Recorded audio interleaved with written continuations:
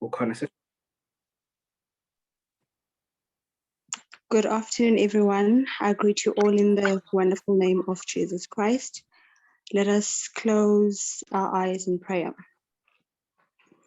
Our Heavenly Father, we come before your throne. We thank you so much for the gift of life. We thank you for this wonderful opportunity of the day that you set aside for us to rest. Thank you for the beautiful Sabbath. We thank you especially for today's program as we remember the heritage of our beautiful church. May this serve as a reminder of our main heritage and our main inheritance, which is our identity in Christ. May after all the speakers and all the presentation, may this program help us to get to know you even more and love you even better. And may we find the encouragement within ourselves to share the good news, to share the second coming of Jesus Christ to other people, and so that even those that are still far from Ilizwe Gatiko, through us and the efforts of our church and our ministry, we can make many disciples. We also pray for the forgiveness of our sins. Please forgive us and encourage us to forgive those that sin against us. We pray for the speakers that will be taking place. We ask that we don't hear only them, but through them may we hear your word, the good news, and through them presenting, may your word be glorified. This is our humble prayer. In Jesus' name we pray, amen. Thank you so much, Toto, for the wonderful prayer. That's really appreciated. It's been a wonderful day. Our presentation in the morning by Umdalo Unzuno was profound, giving an aspect, giving a preview, a glimpse into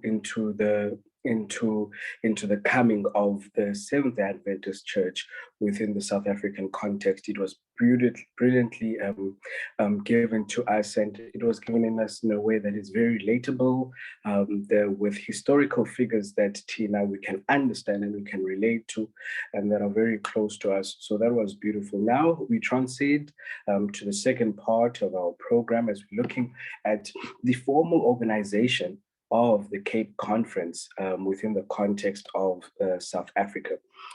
This presentation, of course, will be done by a dear friend of mine. I would go as far as to say even a brother, Umfundisi Madala. Pastor Madala is not only a friend or a brother, he's also my compatriot.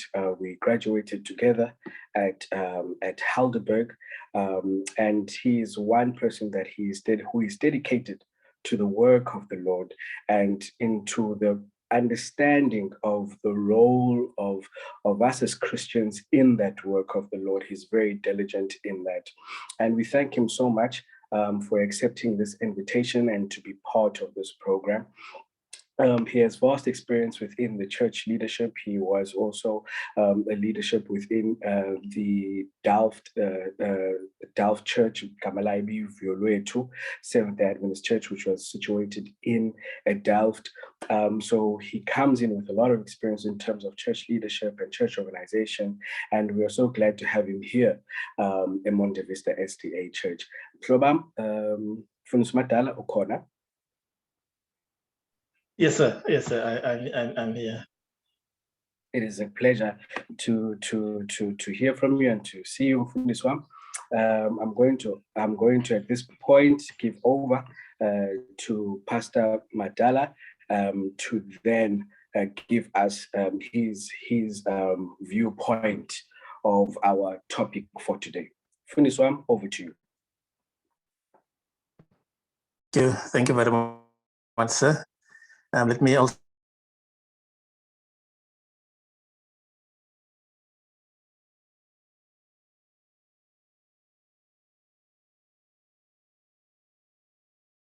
greet everybody in the I'm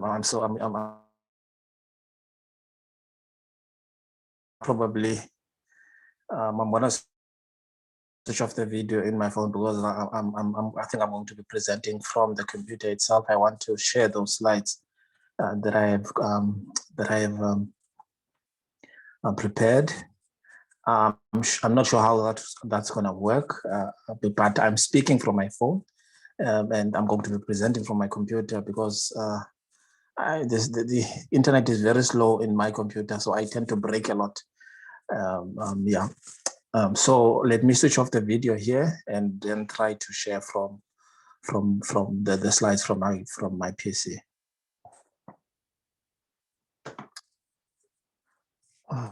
Okay. Screen share. And let me also take the opportunity to thank the leadership for the invitation, and the church at large for giving yourselves the time to listen and to discuss these important and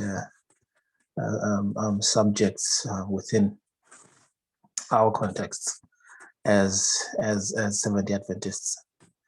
I'm hoping that my slides are visible. I'm hoping that everybody can see. Is that in order? They are visible. Yeah, they are visible in Finswa. Oh, okay. Thank you. Thank you very much. I must admit that you can begin the slide. Okay, so I'm trying to. It seems to be taking its own time to go into full slide view. Yeah, as Mfundisi has said, I'm going to be sharing on a particular aspect of the development of the development and organization of the Cape Conference of Seventh-day Adventists, which is our very conference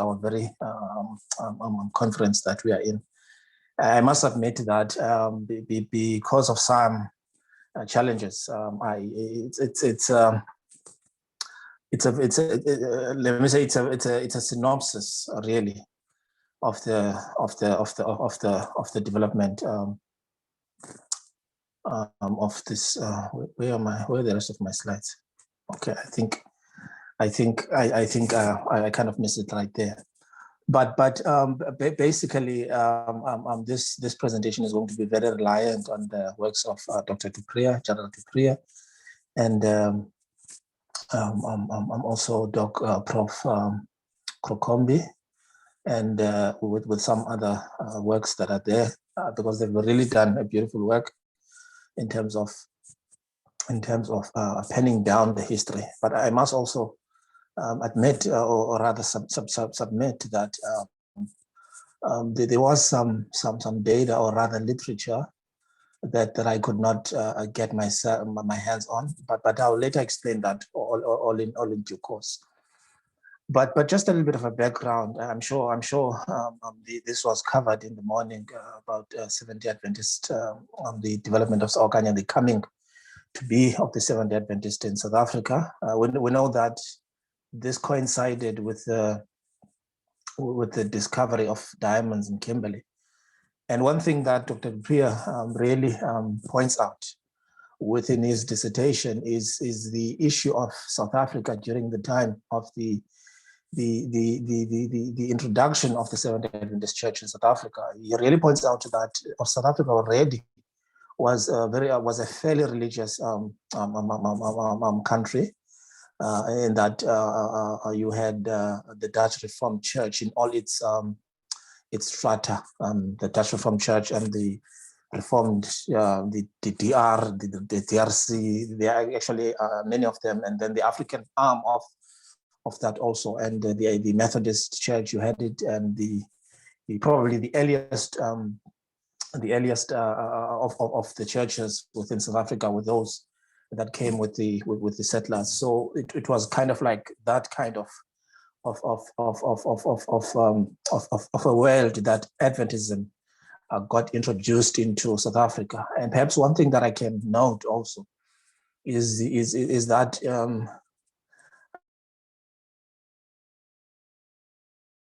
I'm sure it was by design, by God, we do them, but really the design of the work of God is really something that is dependent and driven by God, and we become participants within that development or within that carrying out of that work. And so this gentleman by the name of William Hunt, when he came here for the purposes of having his share in the diamond rush. I think Krokombi also points out that he was also a gold miner. So he was a man who was really vested in terms of experience in that. And so when he came to South Africa, he had shared his message with some South African people who were also this side.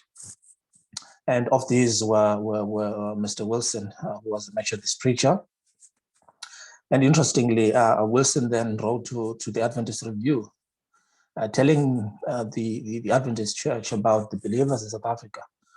But Dr. Dupria mentions that there was no response to Wilson's correspondence to the Herald. And so Hunt met up with a gentleman by the name of George B. van Druten and Peter Wessels, who were from the Dutch Reformed Church around 1855. And prior to their meeting, these gentlemen both came independently to the conclusion that the Sabbath was on Saturday. And when they met Hunt, they were very joyous because they knew that they were not the only ones who had these kind of beliefs or who came to these kind of conclusions about the Sabbath. And so they too wrote to the Review and Herald and requested a Dutch speaking missionary. And the church around that time assigned a gentleman, or rather a Dutch speaking literature evangelist. And he did not come. And then the church sent English speakers, Boyd, Robinson, and then they also are accompanied by their spouses and by literature evangelists and a Bible worker. And when they arrived in the Cape, they came to South Africa rather. They encountered a group of 40 believers who were part of what would become the SDA Church in South Africa. And of course, all of these are available in Dr. Dupria's work. And so within the early stages then, these guys around in Kimberley, I think the church is Beaconsfield. The first church was then organized on September 27, 1887. And by April of 1889, the formal organization of the SDAs in South Africa was created through the formation of the South African branch of the International Tract Missionary Society. There was also a Sabbath School Association that was enacted and an appointment of a general canvassing agent. 18 December 1892, the SA Conference of SDAs was formed in the work of the Cape Colony. And then Natal and Orange Free State, Transvaal, they operated as mission field. And then in 1903, the SAU was formed. In 1919, SA Division was formed. Now, these present really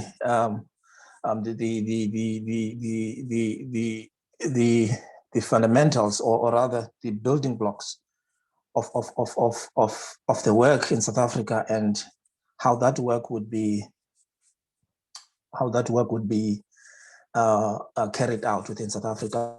But coming back to the Cape Conference, a synopsis of this development of the Cape Conference really is divided into a united church and a church that is divided across racial lines according to colored blacks and whites, and then a coming together of the Cape Conference. I think we may all be aware, because this is fairly recent history.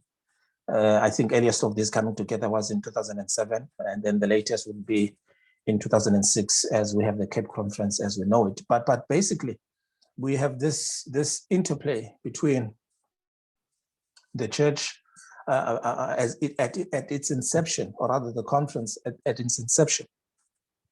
This conference would be one conference that works for the work of God within South Africa, including the Cape Colony and all of those things.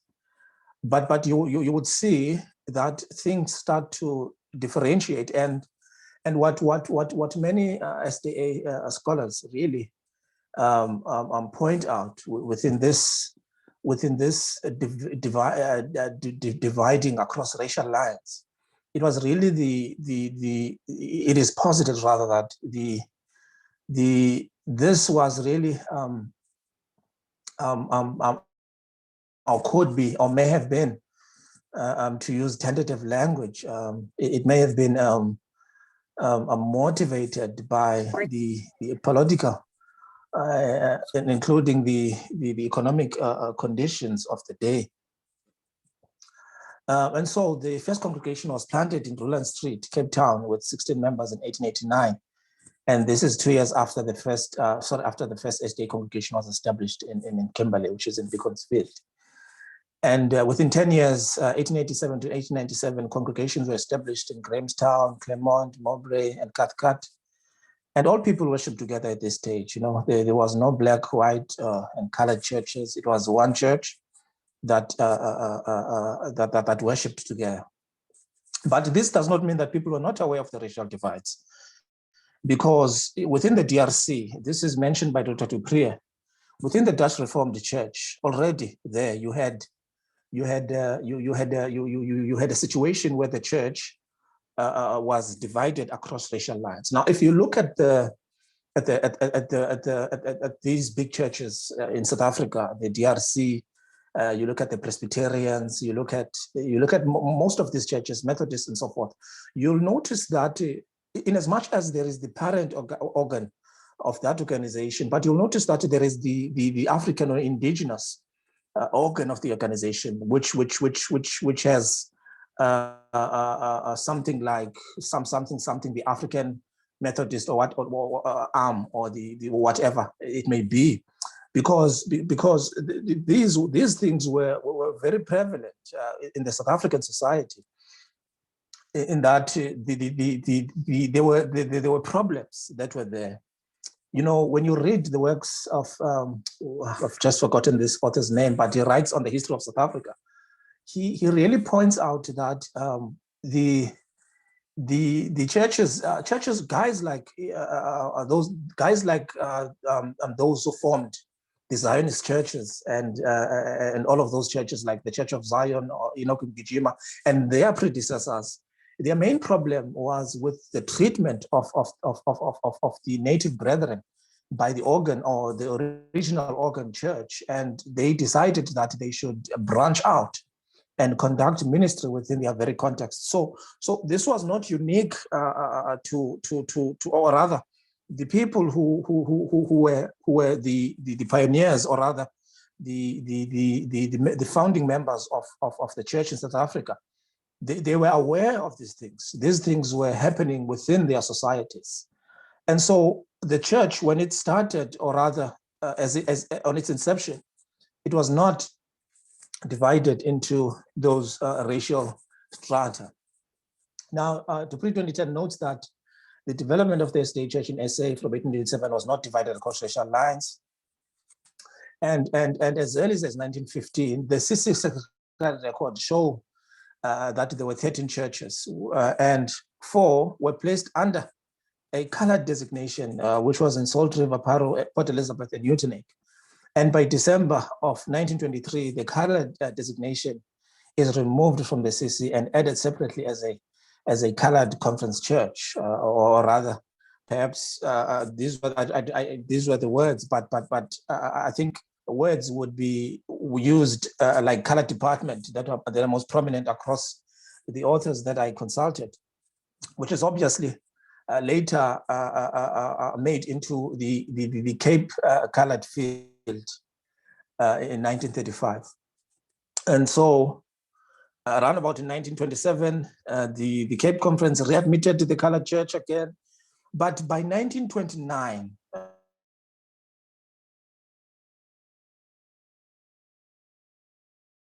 between 1925 and 1925 is when the beginning of the split between across racial lines, particularly among the white members and the colored members of the church, and also the black members also. But we'll come to that section. I've just prepared this presentation in this way, such that I deal with these first, and then I'll deal with the black church later. But around this time, 1925 to 1929, this is where you begin to see that shift, where the church is beginning to separate. And if I may re-emphasize that the political atmosphere was really something that is a contender for these kind of splits between the brethren as they worship. Now, other separations by worship were in George in 1931, and then, but most prominently, you hear in the literature of the Weinberg Church, which had a little bit of resistance towards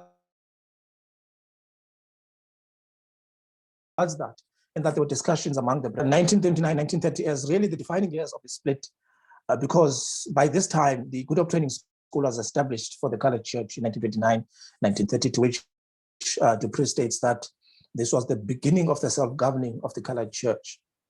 Now, Heidelberg College, with its predecessor, I think it was Union College, and then I think the other name was Spionkop, if I'm not mistaken. But it was more reserved for the white brethren. And if you go to the black brethren, there's a college in Eastern Cape that is called Bethel College. That's really the college that was reserved for the black brethren that was there. So you begin to see that there's our history as a conference really mirrors, it mirrors the political almost hand in glove, because if I may say, it mirrors it. And I would suggest that us as members, we could really, I'll make these things available. We could really go through the work, particularly the works of Dupree and Krokombi. And there are some other works also around the matter, but they really point out the data, the data. And emotions aside, everything put one side, dealing with history, because history does not really, history is history, it does not take into consideration one's feelings and it's history, it's things that have to be pointed out. We need to be truthful about things so that we can be able to move forward as a society. And this was what was happening during those days.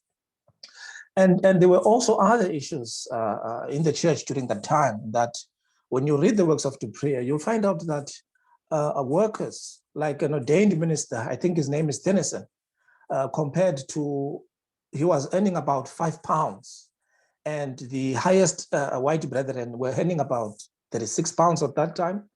And he was an ordained minister within the Seventh-day Adventist Church. So you'll find that there were earnings of 10 to 12 times more than the colored and black brethren. And these are the things that were there, because these things are mirrored within the broader society. I think I want to come back to what Dr. Priya said in one of our classes. He says that the church history cannot be separated from the history or secular history, if I may put it, because a lot of times these things coincide, they work together, they work together. For instance, the issue of the diamond rush, where Hunt came, and it was the diamond rush, and one cannot overlook that and say that, well, it's part of our history, it's something that is here. And when we look at our history, it is good that we look at it in its entirety, so that we may have a better understanding of how things transpired during those times. Now, Dupree mentions that as far as 1954, the issue of white leaders in the Cape Field, which was predominantly created for the colored brethren, and mind you, if I may say that, without their consultation also, They were not consulted, at least at inception. Things flowed down unilaterally. Where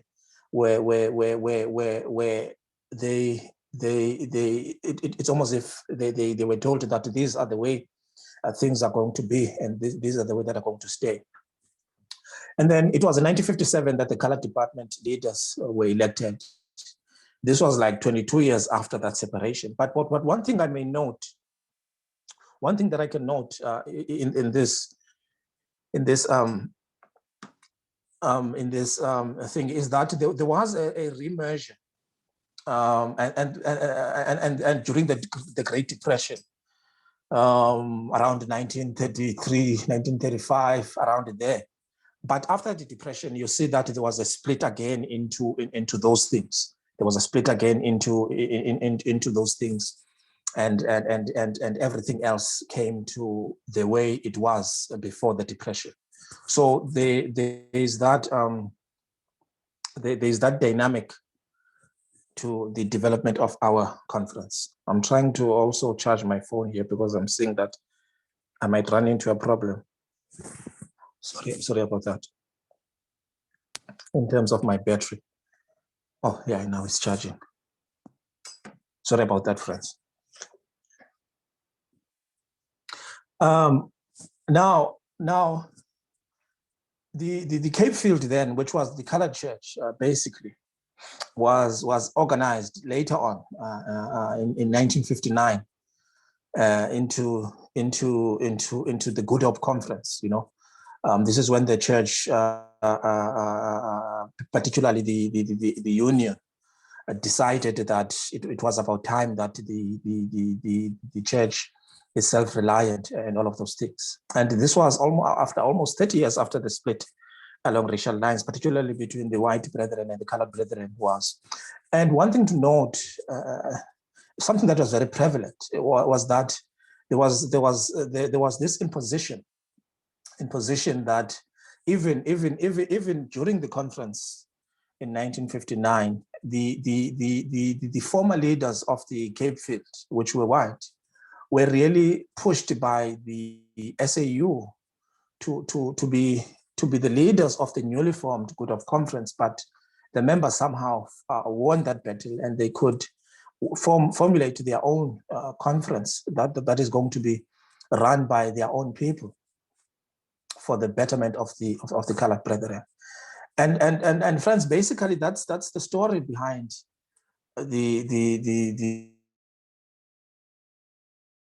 you'll hear the Good Hope Conference and all of those things. That really, that's where it comes from, and really those were the conditions within our church, conditions that I particularly am not proud of, but this is our history, and these things really help us. And in dealing with these things also, well, I can't prescribe what people should do, but what I can say is that there is always something that we can learn from our past, something that we can learn and kind of like incorporate into our lives as we live it, so that we may make a history that is better fitting for the gospel and for what we are here for. And I also want to point out that at some point, the General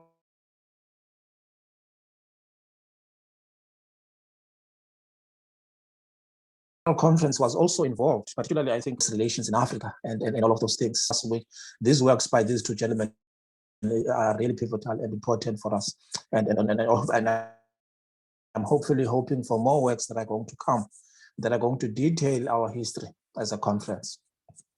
Now, coming back to the development of the Black Church.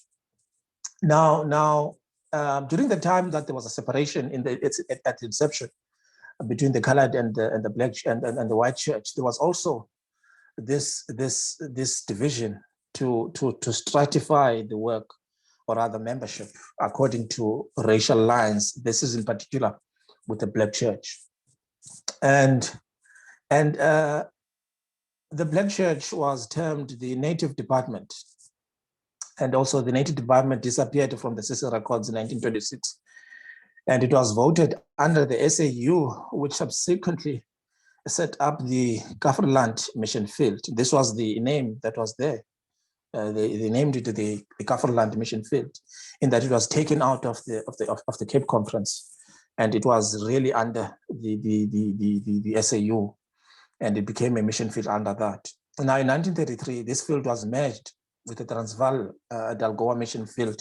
This is in the north, and all work in the Black community in South Africa was now named the South African mission field. And the South African mission field split again in 1935. It was named then the North Bantu and the South Bantu mission fields, respectively. It would appear that the South Bantu mission field became the Southern Conference sometime after the establishment of the Southern Bantu mission. Now, on this note, I think I did kind of like mention in the beginning. I mentioned in the beginning that there's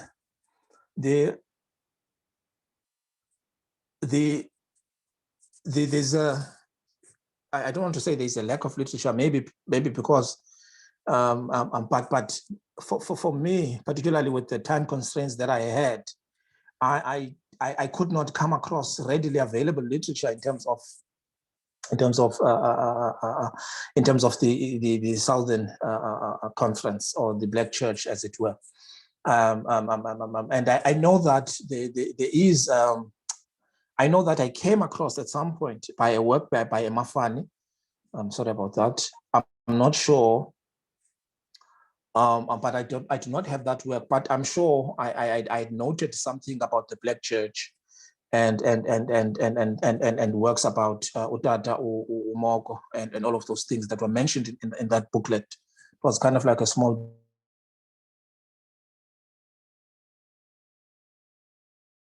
booklet that the children. I did not read it entirely, but this really should be a moment for me, here during this presentation, particularly between myself and Pastor Dibini and maybe any other minister, former students and students that are and future leaders. That really this part is not well documented. I mean, I'm opining in this regard. It's not really well documented. Such that we may have these available. Perhaps it is the places where I've looked that I could not find the information. But that's my honest opinion about this. And it would be good if there could be some work that is done to kind of like document the history in this regard in a more in a more mainstream kind of way, so that we may have something. But in my remembrance, and now this may be thwarted, is that the Southern Conference, which is the black arm of the Cape Conference in quotes, its headquarters were in at Langa Church, Langa SDA Church, where it is now, and also it is noted now. This one was very clear that it had also white leadership at its inception, as it started. I think even from the days where it was the mission, the Southern Bantu mission field, it had those things that are there. Now, I do want to note that these three arms of the Cape,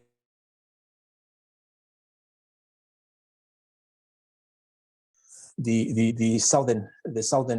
Good Hope Conference, which was formerly known as the Cape Field mission, and also formerly known as the Colored Department. These fields, or rather this field and this one, these conferences rather, let me just put it that way, because I'm referring to all of them, because subsequently they were organized into conferences at some point. And I've already documented the other two, but I'm not sure about this one. When was the time where it was documented? It was formally organized into the Southern, because I could not come across any literature. I tried to look at the Southern African, at the Adventist Encyclopedia. I've really tried to look at many works, but I could not come across that. Also, because I did not have a detailed going through of the thing, also a very detailed and meticulous. But that's not the case. But what I want to point out is that these three organizations worked within the same geographical area, and they worked in the same geographical area sometimes within South Africa as a whole, because I think it was in 1930. When was it? When the Krokombi mentioned that the Cape Field was involved for the work of the colored membership in South Africa as a whole, but the work was later on divided into other conferences, which then was limited later into the work within the Cape part of South Africa. But basically, what I can glean from the literature is that these three fields worked together at some point. This is during the inception of apartheid in South Africa. At some point, the mission of the Cape Conference had a clause there that said, the mission of the Cape Conference, I'm paraphrasing it, it is to share the gospel or something like that to white residents of European descent. It had something similar to that within its mission statement, within the territory of its territory. And of course, the colored brethren also had a mission statement where they emphasized that to share the gospel, and they had a clause there that said particularly to those people of colored ethnicity within its territory. I did not come across any of the, but I would opine that that was the case also in the Black Church, because those are the conditions during those times. Now, Dupree lays out issues of racism, segregation, which express themselves in subjugation of all that is non-white in policies such as apartheid and the Group Areas Act and the like.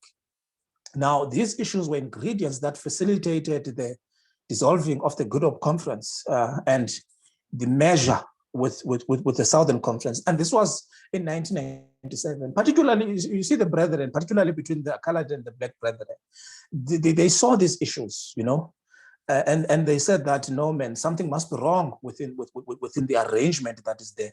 And sometimes we must really look at the time, and we must really look at the things that influenced the church to do these things, you know.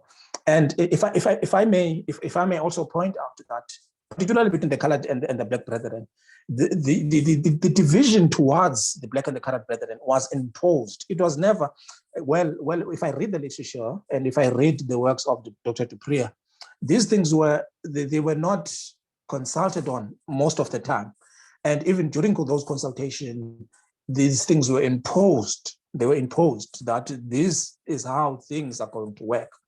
But what is of remembrance, because I don't want to use what is worrisome, but what is of remembrance is during those times, particularly now in the 1960s, there was a big involvement of the General Conference.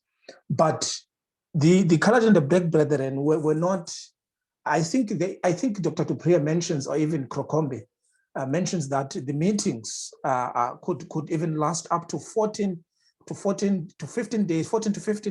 days. But time that is spent with the colored brethren particularly was about 4 hours, if I'm not mistaken. And obviously, there's going to be a skewness in terms of what is reported in those things, because those consultations were not representatives themselves. And so this watered down thingy would then be reported to the General Conference. And perhaps I opine also in this regard that perhaps this could have been something that perhaps informed or drove the stagnant nature at which the General Conference replied to the issue in South Africa. But it was no lie. I mean, it was not something that was a secret, that South Africa was very racialized, and these things were in media, and people across the world knew the tensions, particularly the racial tensions in South Africa. And this is the thing that happened. And so the colored brethren and the black brethren in 1997, perhaps this could have been a discussion that could have happened, even further, because even within proximities, the colored churches and the black churches were in proximity of one another within the Cape Flats and all of those things. Perhaps those discussions could have been happening, but in 1997, formally, the Good Hope Conference was then dissolved, and the Southern Hope Conference, which was the merger between the Southern Conference, which was the black, and the Good Hope Conference, which was the colored merger, they really became one conference. I think Dr. Dupree became the president, if I'm not mistaken, and Dr. Papu, he was the secretary, and Prof. Plaches was the treasurer at that time. I'm not sure, but I think these were the things. And so this is the beginning of the coming together then, after this long racial history and racial dividing of the church for how many years? For almost across almost 80 years or 60, something around there, but really a long time that it took.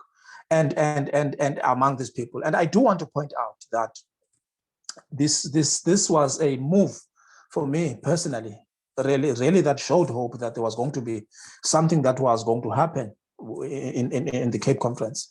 And we see that now on the 19th of March, 2006, there was then a merger between these two newly formed conferences, which was the Cape Colony, the Good Hope and the Southern, and then they merged with the Cape Conference, thus creating the new Cape Conference as we know it on the 19th of March, 2006, of which we, all of us, or some of us, are members of.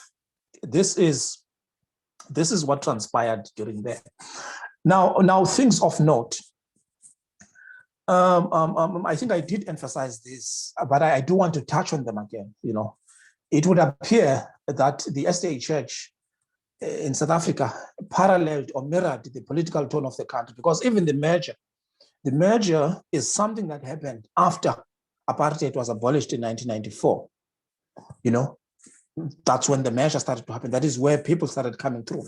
And if you listen, I happen to have listened to people who I was not part of that, because at that time I left the church. I left the church in 2002. I came back in 2008. Yeah, I think I'd left. I was gone. I came back in 2009, I think. I was gone. I was because of other things. But when I speak to people who were there, who witnessed these things, the brethren will tell you of the resistance. Of the resistance within some members of the Cape Conference in terms of merging the two bodies, which were now the Southern Hope and the Cape Conference, which was for the white brethren. There was some really some tough discussions and resistance. And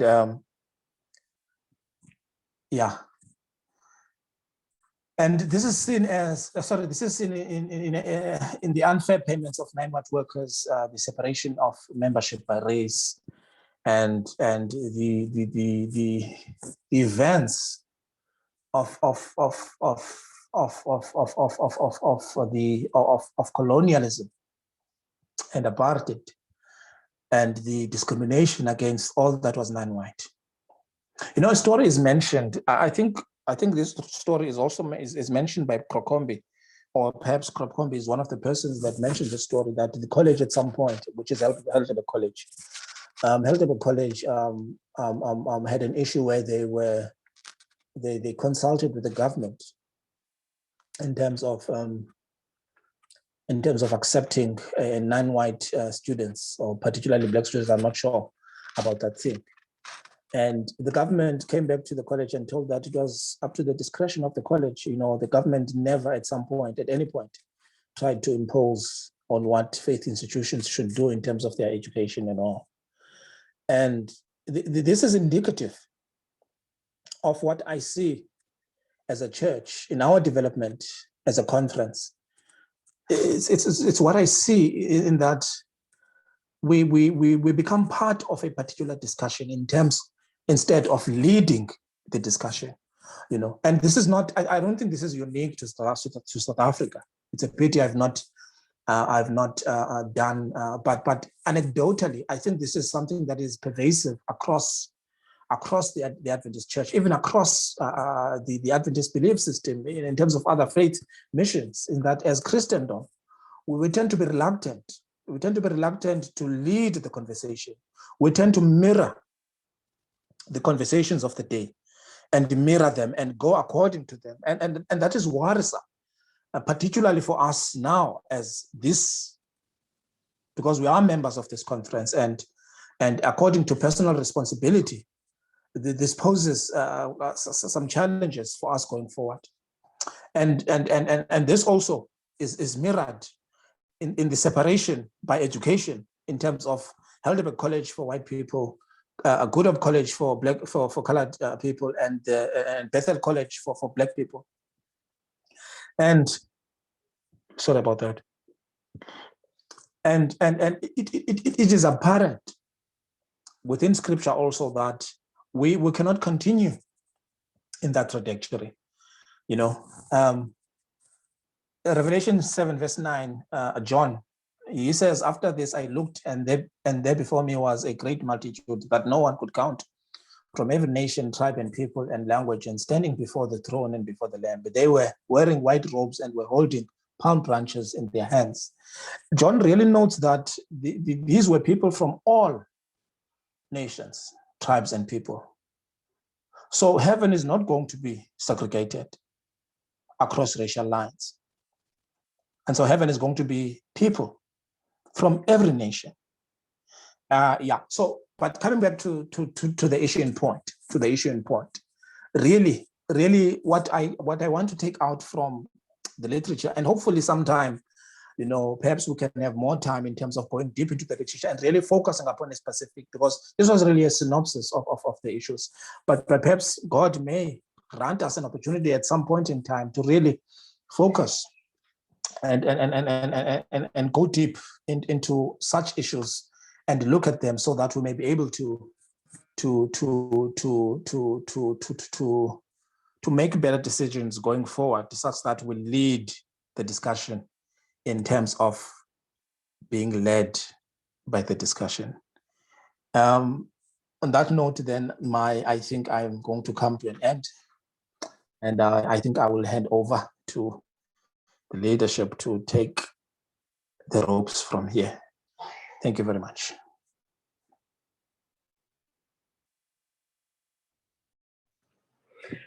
Fundis Madala, we thank you so much for that presentation, astute presentation. I'd even go as far to say sometimes carrying a lot of difficult content in terms of the history that we have as the Cape Conference, but nonetheless, history that needs to be addressed and history that needs to be reviewed and looked at. At this point in time, I'm going to open for any possible questions, any possible comments that the members of the church and visiting members have, and while they are still pondering maybe perhaps on those questions and those answers or those comments, I have some just some observations for myself that I'd also like to put here. You, Fundiswam, you mentioned that the organization of the Cape Conference cannot be distinguished or cannot be separated from the context or the political context of South Africa, and that is wholly correct. I want to gain your opinion, your thoughts on the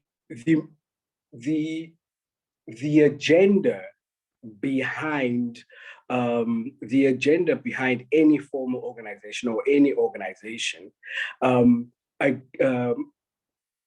compared to the overall agenda of God's will. So the will of God speaks about the unity of the church of God in the body of Christ, right? And we have that unity. However, because of the social conditions that are prevalent, usually then there is an issue of separation in terms of according to race lines. How do you see that in the grand scheme of God's will? How does God, or how would you say God works or God operates from your reading and your research through the issues that are placed by humanity in order for God to achieve his overall purpose? Okay, Mfundiswa, thank you very much for the question. Really, these things. I honestly think that these things are multivariate. This is especially true for any field in any science that wants to establish causality. That there are many things that influence particular things, and so it would need really for our institution in particular to really try and drive research, because no one is going to be able to do the research for us unless perhaps there could be the case where someone is going to do research for us, but there could be nothing better than us ourselves doing the research ourselves and finding out these issues, and really zoning in on them such that we may be able to understand the context that we have. Now in our current and in our current situation, one thing that one can note is that I do not want to make things better, but there's an element that people are more free to worship among people whom speak the same language. I mean, that's an element that one cannot run away from society. People who are alike tend to cluster together and do things together and so forth. And I do not want to cast aspersions on that, because people do things for different reasons. But what I can point out is that nowadays, or during our time, this is not enforced. It's not enforced. And everybody, anyone, myself, I can decide any day that I want to go and worship at whatever church that I want to go worship to. Now, I may receive, as I have received. I think I went to worship at some other church here in Cape Town, and I was told that my people worship some other time. So now this is anecdotal, but and I've had also some of my friends telling me the same thing. Now, you may have individuals within specific churches who may be able to say those things, but the organization itself is not, as the Cape Conference, is not purporting such and perpetuating such behavior from its membership. The Cape Conference, as I know it this day or today, is really a Cape Conference that is really trying to drive unity. And you see this within programming, particularly within the Cape Conference programming, that there are diverse people who discuss issues in terms of Sabbath school. This is in Facebook and all of those things. So there's this diversity that the church is trying to maintain. Yes, of course, we can note that there are some members within our societies, and there are some people who are more, but I mean, that is multivariate, which is a subject that needs to be be researched by us and other social scientists, if they are, so that we may be able to understand such things. But I, as a person, cannot infer what I may not know about the society, but I can only point to what is there in the literature and to what is available for me now at this moment. I hope I've somewhat answered your question, my leader. Thank you so much, Mfundisi. Thank you so much. I'm not too sure if there's any other questions. If there's still people who want to ask some questions, just to note the announcement. Ukhona umbuzo? Okay, ikhona umbuzo. Ndicela nje unika le announcement Dr. Man. So I just want to note the announcement in the comment section that the church is reminded to assist and to support the program that will be taking place at Ifemili of Amkangeli. The Pathfinders will be there at 5 p.m. The link is definitely available within the comment section. So at 5 p.m. we are reminded we have that appointment there. So as we also lend support to the family during this difficult time. Dad, you can ask your question. Thank you so much, Mfundis. Firstly, thank you as well to Mfundis Madala for such a powerful presentation. And really he has assisted actually us in getting to understand where we come from. I understand that the work done by Dr. Dupree, of course, is influenced by his by where he comes from. Yeah, he would not have had an opportunity to understand the issues around the so-called South Bantu field where the African work was happening. Hence, actually, you would see that in his work, he is not touching much about that, but more on the colored. And I don't say, I mean, that's wrong, but I mean, that's how actually, I mean, he would have engaged, and that's where he would have probably pulled information from the people here. For this, I want to say that there is work that has already been done. Perhaps it just needs to be put together. Yeah, I'm happy to hear you saying that we need to have people who will come with that literature, that information that speaks to the work in the African part, I mean, of the conference. As you know, I'm aware that you know, Dr. Sokupa as well at some stage, he had put some information, the likes of the late Dr. Makola Bradey. We worked together in some information around the Langa in particular, where the headquarters of the, you know, the old South Bantu field was, and that information is available. Perhaps it's a matter of just making sure actually that it's put in the context actually that will be helpful to others. So I'm happy to hear that there is also you know, a team such as yourself, Mfundis, and the other pastors that we have mentioned that are keen in making sure this work is included. But all I wanted to say was to say thank you, and indeed we would love to have knowledge of our organization, especially our church. Thanks. Thanks very much, my elder. Thank you for those words, and perhaps I can maybe after the presentation we can exchange some contacts so that I can get some context as far as that is concerned. And thank you very much. You know what, my elder, and this is one of the things that, you know, sometimes you become afraid to say some things, you know, and yeah, you become afraid to say some things, but at some point, I mean, at relevant places, we must face the discussion. You know, we must face the discussion that as I was really heartbroken. I knew, because even during my college days, there was some time that I wanted some literature and I couldn't really, particularly among my people, you know, and this was an indictment on me, particularly as an emerging scholar in theology. Although my particular interest is in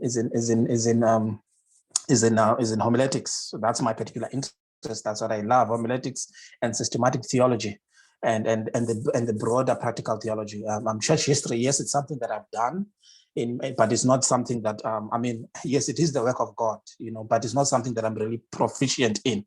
It's one of the things that I do. It would be nice, my elder, to have a young scholarship in the academy, you know, who really focus on these things, and it would also be nice to have perhaps this we can discuss on the side, me and you. But thank you very much for your contribution, my elder, and I hope that I do get your contact so that we can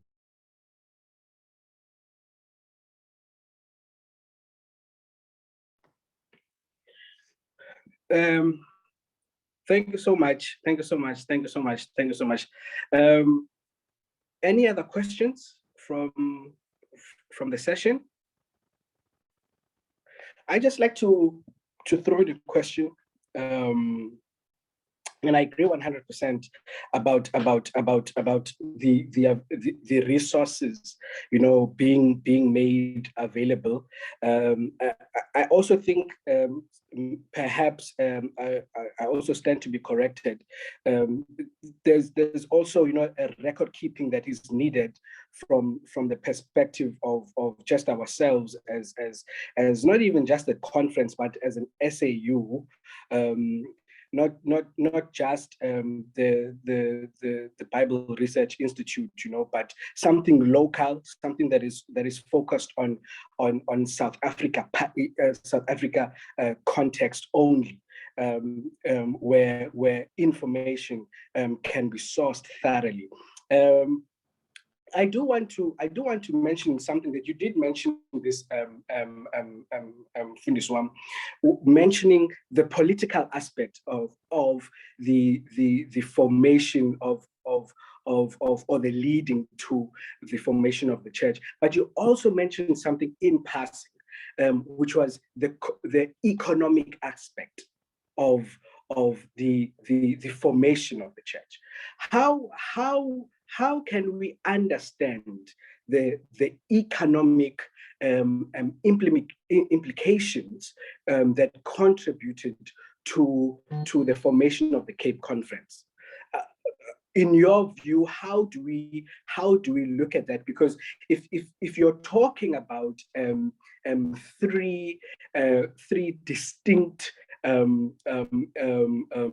internal, if you would call it, missions or conferences, you're also talking about three distinct economic classes, three distinct economic capacities. In your view, in your opinion, how does the issue or the point of the economics of the formation of the Cape Conference play? Okay, thank you very much, my leader. In an attempt to address the question, I will point out that I think it's a known factor.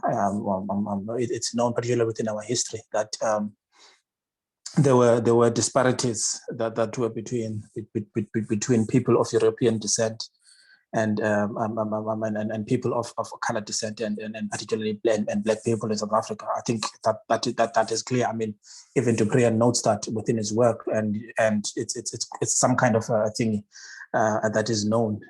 I think even Stats South Africa released some data or some findings rather. Was it last month, stating that white people in South Africa and the most, and followed by Indian people, and followed by colored people, and followed by black people. And this is as recent as last month, if I'm not mistaken, when we saw those stats where it was even noted that young people, the unemployment rate in South Africa is about 34%. And of that 34%, 64% are youth or young people between the ages of 18 and 35. So those disparities are there. And in as much as I'm not an economist and so forth, but and also a student of the political sciences per se, but I cannot, or rather I can opine or make or posit an opinion that normally these things they work together, and sometimes it can be difficult to see which is which. Where you look at, yes, there may be some political things that are there, which is clear. And also you kind of noted that there's also a class issue that is already there, which is linked to the economic condition that may be there. And at times it may be difficult to dissect which is which at that point. But at best, particularly during those times of apartheid, it was kind of like very, very, very clear that certain people were not given opportunities. And that may have or may not, I don't know, have exacerbated the race relations between people. And I do not know the extent of class or the extent of the economic conditions. But what I do know is that they may have played a role looking at the outplay of the whole saga of the relationships between blacks and whites. Now I noted that in Dupre's work, he did put some documents where you could see the earnings of people, where white people earn a little bit more than black people. And if I may note, yeah.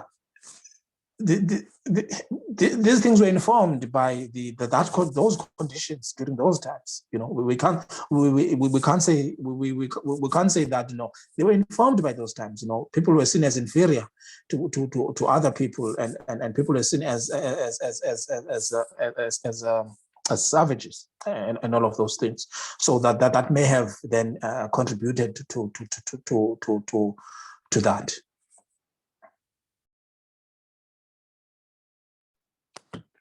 Funiswam, thank you so much. Really appreciate that.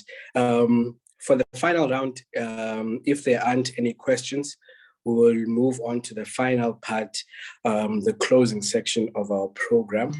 So Nifunubuza Njeba Emibuza Ayiko at this time, or any observations or any comments.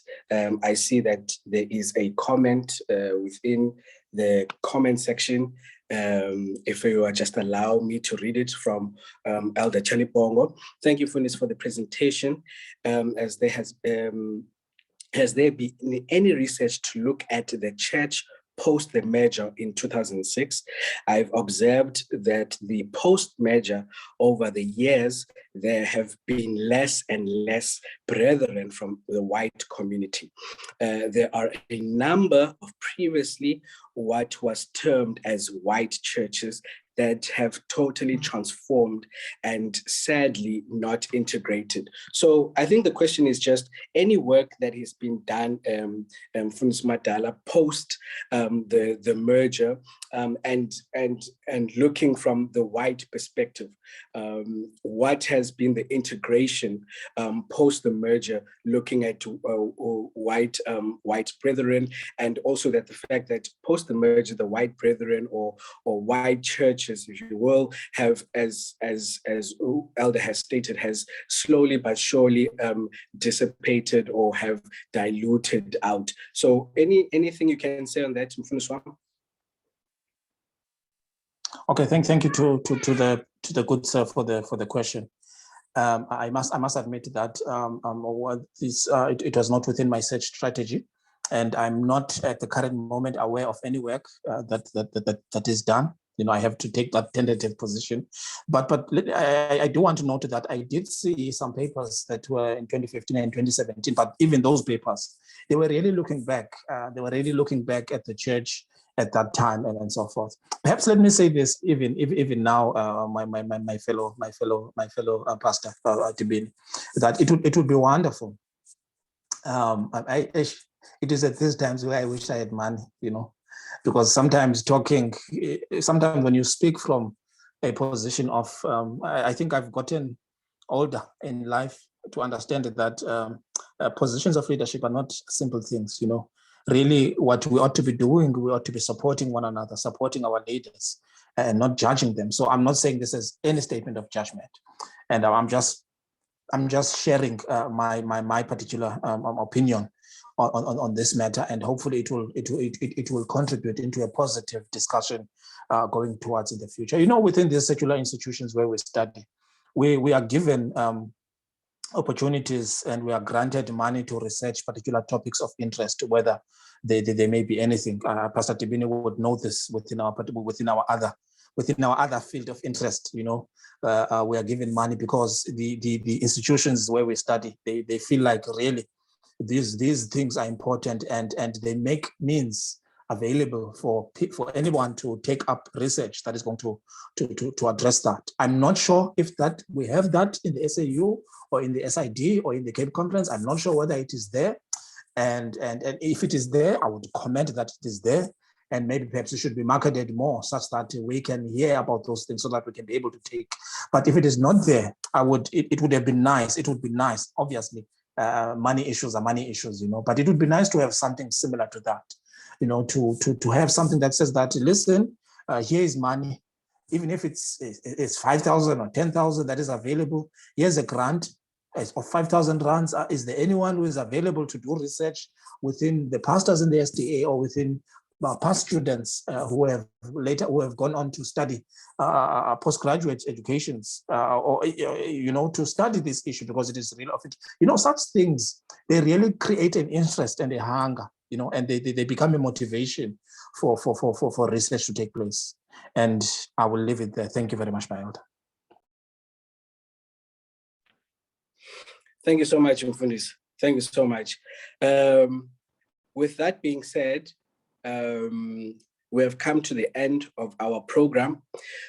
Just a reminder, once again, 5 o'clock, there will be a prayer meeting that will be conducted from our pathfinding department on behalf of the Mkangeli family, as we as Monte Vista will be standing in one accord, in oneness with the family through this difficult process and difficult time. We encourage all members to be part of that service, 5 p.m. The link is available on the chat section. The link, I assume, will also be made available on our WhatsApp church platform for members. At this point in time, Dizonikala over to Madala. He will give us the vote of thanks, and once he has completed his vote of thanks, I'll ask him to give us a prayer, and from that prayer we will be closing. Thank you so much, Madala wam. Osikakhulu Mfundisi, mandilibulisa ibandla ngelihle igama lika Yesu this afternoon. Thank you very much. We want to pass a special vote of thanks to Pastor Madala for a well-informed and clear info session that he has given us. Mfundisi, really and truly, it is just a scrape on the top. We really need more time with this one. I think there's quite a lot that we have learned, but there's even more that we could have received from your presentation today. Thank you very much, Mfundisi. May the good Lord richly bless you and your family and grow in the word and grow in spreading his message. And thanks to you, Pastor Tibini, for hosting this program this afternoon. We really think the Lord has used you to assist in getting this program to everyone in the platform. And thanks to everybody who has joined in today. I hope we have gained much from all these sessions up to now. And I think if there's one thing I would like to say is that it's time, the time for this information to be penned down has long passed. Bazalwana, this needs to be done like yesterday. There's so much history, Galengonzo, and there's so much history that we let go of. I wish there was a platform where we could go to and really get down to it and get this done. I know we've always talked about it, that it needs to be done, but I'm saying again, the time for it to be done is long past. It should have been penned and out there now for everyone to get. But having said that, thank you very much. It's been an eye-opener. It's been wonderful to hear that even the colporters, the literature evangelists, were mentioned quite a few times. The reason I say this, some will understand that Mabisa was one of the colporters who would walk from Sea Point or from Langa to Sea Point or back, these books, selling these books. So that part of it, that literature evangelist part of it, I am very familiar with it.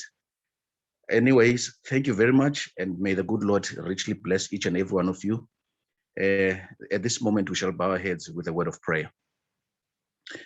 Our kind and heavenly Father, we thank you for your love and grace that you've bestowed us on a day-to-day basis. Dear Lord, ngeli xesha xa mzali sifumana ilizwi lakho bawethu, abantwana bakho bathumileyo wabasebenzisa ngalemva kwemini, ngabawethu ngabasikelela bona neentsapho zabo bawethu, ubandisele apho bathabatha khona bawethu, namandla emandleni mzali ukuhambisa ilizwe lakho.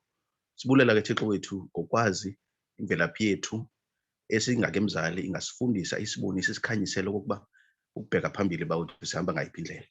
Sibulela ke bawethu okokuba usithwele silusapho lwakho lwesisalela ingake mzali singathabatha kusukela kule ndawo sibheke phambili singene bawethu esixekweni sazisa abanye ngawe sonini nanini.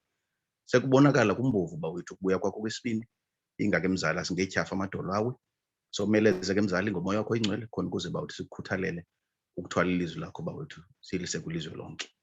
Sekelela bawethu iinkokheli zethu, iinkokheli zelibandla kusukela bawethu kwiinkomfa zethu uye bawethu kumabandla ethu bawethu na kwi-local churches. Siyakubulela bunguThixo wethu. We thank you, dear Lord, for this day. Suku olubeke bucala bawethu kokuba sibe nawe and fellowship with you. Forgive us our trespasses. Be with us this evening and be with those families that are bereaved this evening. Sekelela bawethu in a special way ikhaya lakwaMkhangeli. Bomeleze ke mzali nabantwana abancikane mzali abakhulayo ingabawethu ngabapha amandla ukwazi bawethu uThixo khona nakule insuku zibajongene kuyo uyakubathwala sonini nanini bawelela ngaphesheya. Bless other families sonini nanini nabo bagulelwayo this moment ingake mzali ngesandla sakho sothando isandla bawethu sogqirha omkhulu ingabawethu ngaphatha ngaso khona ukuze bawethu abantwana bakho babe nokufumana ukuphila. Siyakubulela ubunguThixo wethu sibulela usithandile. Siyazicela sizibulela ke zonke izinto ngegama elikhulu Yesu obuyayo. Amen. Amen. Amen. Thank you so much, Bandla.